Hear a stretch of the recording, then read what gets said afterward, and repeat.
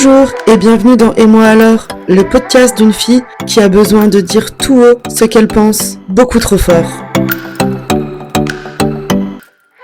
Et coucou la commu, j'espère que tout le monde va bien. Je vous retrouve aujourd'hui pour un épisode sur la légitimité.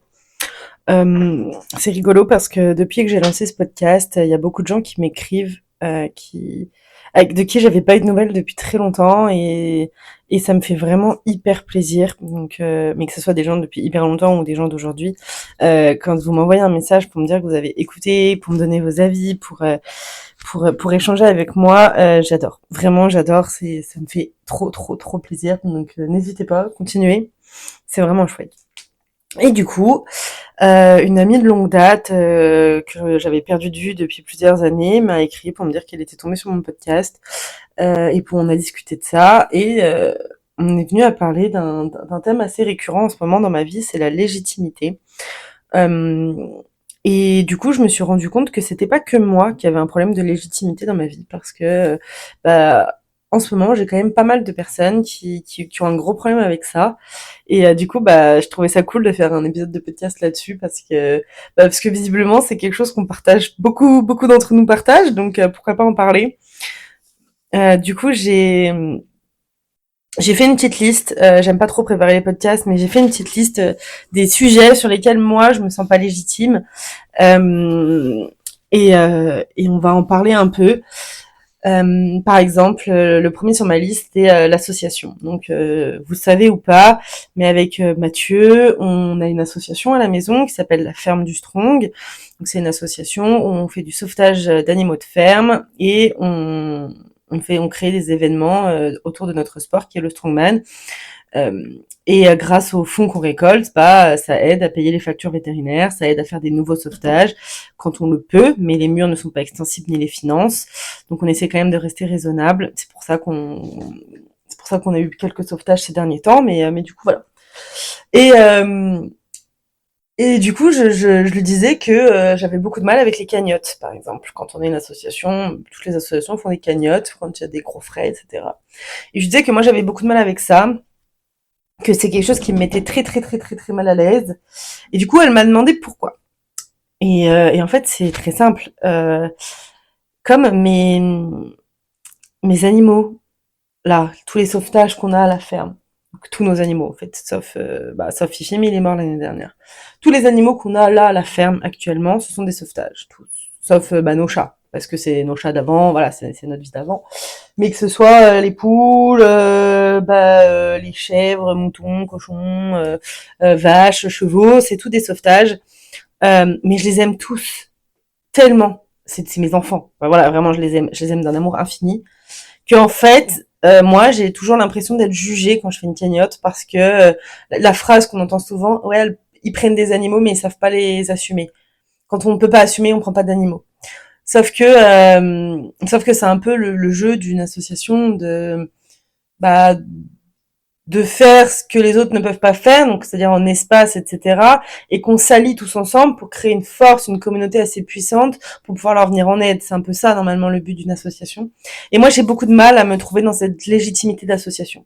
Et quand je fais une cagnotte, ce qui est très rare, on en fait quand même pas beaucoup, c'est vraiment malgré moi, quoi. Vraiment, ça me pèse, c'est lourd, la partager, ça me pèse, c'est vraiment très compliqué pour moi de faire ce genre de choses.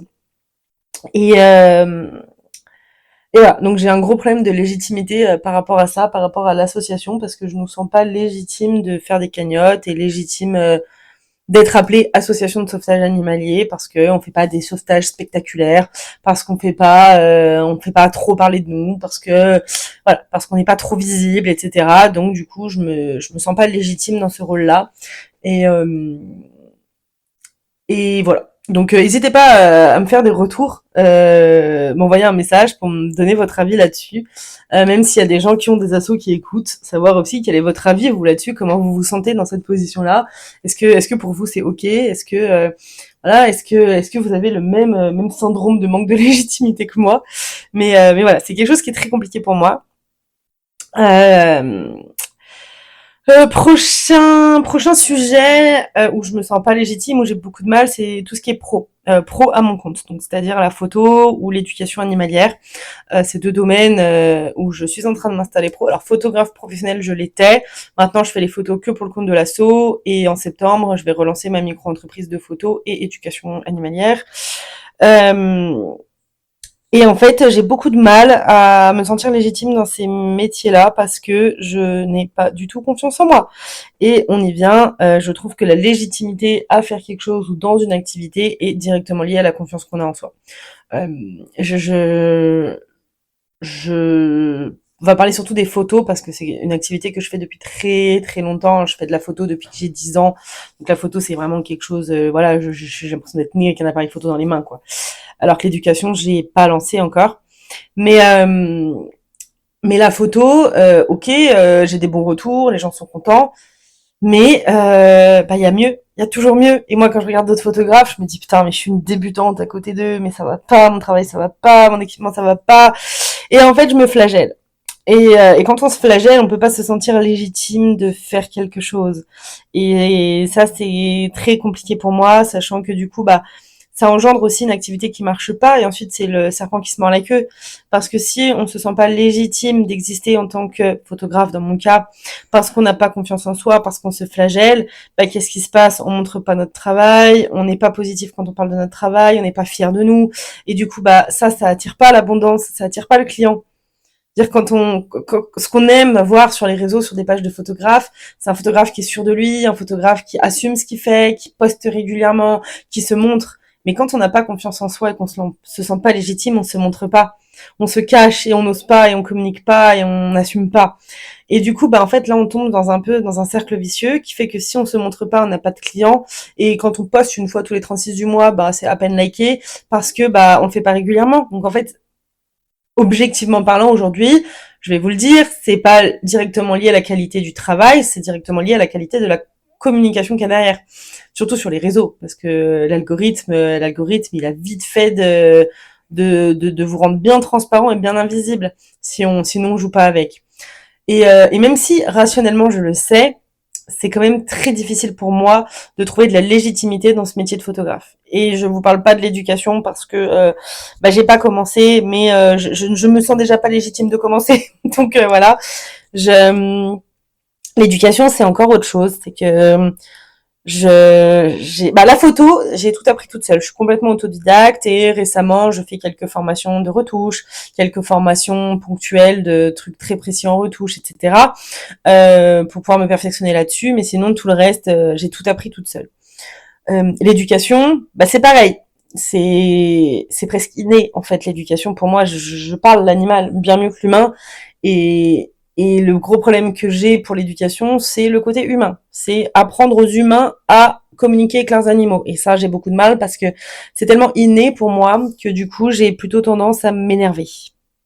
Parce que en fait, c'est tellement logique que quand les gens ils font des choses qui sont logiques pour moi, mais en fait, je ne sais pas l'expliquer et ça m'énerve parce que c'est logique. Bref. Et du coup, en fait, comme j'ai pas fait bah, j'ai passé mon ACACED et je suis inscrite à une formation d'éducatrice animalière que je n'ai pas suivie. Ça va faire 2 ans que je suis inscrite. Elle est finie de payer, mais j'ai absolument rien branlé dessus parce que les premiers chapitres ne m'intéressent pas du tout. Du coup, j'ai beaucoup de mal à continuer. Mais aujourd'hui, éducateur, il suffit d'avoir passé son ACACED. Alors, je trouve pas ça normal par rapport aux gens qui ont, eux, passé des vrais diplômes. Enfin, des vrais diplômes. C'est pas reconnu d'État, hein, donc qui ont passé des diplômes, voilà. Euh, mais aujourd'hui, je pourrais me lancer qu'avec ça. Et avec mon expérience personnelle à la ferme, voilà. Mais en fait, je me sens pas légitime du tout. J'ai un gros, gros, gros problème de légitimité sur cette activité-là. Je sais pas, j'arrive pas à me lancer, je repousse. Pourtant, je suis suivie, je sais que derrière, j'ai des gens qui vont m'aider, qui vont m'ouvrir des portes, etc. Mais j'y arrive pas. J'ai vraiment du mal à prioriser ce lancement parce que j'ai peur. Voilà, j'ai très peur. Euh, voilà. J'ai marqué quoi d'autre? J'ai marqué aussi par rapport à mes diagnostics psy, donc TSA, TDAH. J'ai là aussi eu un gros... Alors c'était facile parce que il suffit de prendre rendez-vous avec un médecin pour qu'il te donne une attestation de légitimité, en gros, hein, qu'il te dise oui ou non, du validisme en fait, très simplement. Et donc c'était plus simple. Mais il a fallu quand même que Mathieu me pousse au cul pour aller faire le premier rendez-vous chez la psy. Parce que je me sentais même pas légitime de prendre rendez-vous chez la psy. Je me sentais pas à ma place. Pour moi, je n'avais rien à faire là-bas. Et du coup, ça a été très compliqué. Maintenant, je suis très contente de l'avoir fait, etc. Mais je me sens quand même pas légitime de ces diagnostics, pas légitime de ce qui va en sortir. Voilà. Donc ça aussi, c'est très compliqué, mais c'est vraiment un aspect de ma vie qui est très redondant, la légitimité. Et dans tout ce que je fais, j'ai un gros problème de légitimité. J'ai beaucoup de mal à prendre ma place, j'ai beaucoup de mal euh, à me sentir sûre de moi sur ce que je fais. Et c'est pas facile d'avancer comme ça. Donc heureusement, j'ai Mathieu aujourd'hui qui, lui, est l'opposé de ça. Il est tout le temps derrière moi. Il croit en moi, dur comme fer. Et Dieu merci qu'il est là. Et du coup, il est tout le temps en train de me pousser, de me pousser, de me pousser, de me pousser. Et, et heureusement, parce que sinon, je ne ferais pas grand-chose. Mais le problème aussi dans ce manque de légitimité, je sais pas ce que vous en pensez, mais c'est de se sentir... par exemple, pour moi, c'est impossible de demander une augmentation. Mais c'est impossible, je m'en rends malade, je peux pas. Je n'y arrive pas. C'est pas envisageable pour moi que je sois légitime de gagner plus, même si je travaille très bien, par exemple dans un travail salarié. C'est pareil, j'ai un gros problème avec les cadeaux. J'adore qu'on me fasse des cadeaux, mais ça me met mal à l'aise, mais je me sens pas légitime de recevoir des cadeaux. Pourquoi les gens me feraient des cadeaux? Tout comme, en fait, c'est très simple, mais c'est tout comme, pourquoi les gens m'aimeraient? Parce que ça aussi, c'est un problème de légitimité. Et j'ai toujours eu ce problème de légitimité aussi en amour et en amitié. Je me sens pas légitime de la sympathie, de l'amour ou de l'amitié des gens. Et ce qui m'a beaucoup posé problème, parce qu'après, je m'auto-sabote dans les relations. Et du coup, après, du coup, je me fais, entre guillemets, abandonner, mais parce que je l'ai cherché, parce que je me suis auto-sabotée dans cette relation. Et du coup, après, voilà, encore une fois, le serpent qui se mord la queue. Ah oui, les gens m'ont abandonné, m'ont laissé tomber, donc c'est que j'étais pas légitime de cette relation, nanana, je vaux pas la peine, blablabla, et bim, l'estime de soi, elle en prend un coup. Et, et tout ça, psychologiquement, c'est une charge qui est très difficile, le manque de légitimité. Mais je suis très très curieuse d'avoir vos retours sur cet épisode, d'avoir vos expériences là-dessus, parce que ça m'intéresse. Ça m'intéresse parce que c'est vrai que j'en ai parlé avec quelques personnes de ces problèmes de légitimité, et je trouve que les échanges sont toujours très très intéressants et très enrichissants.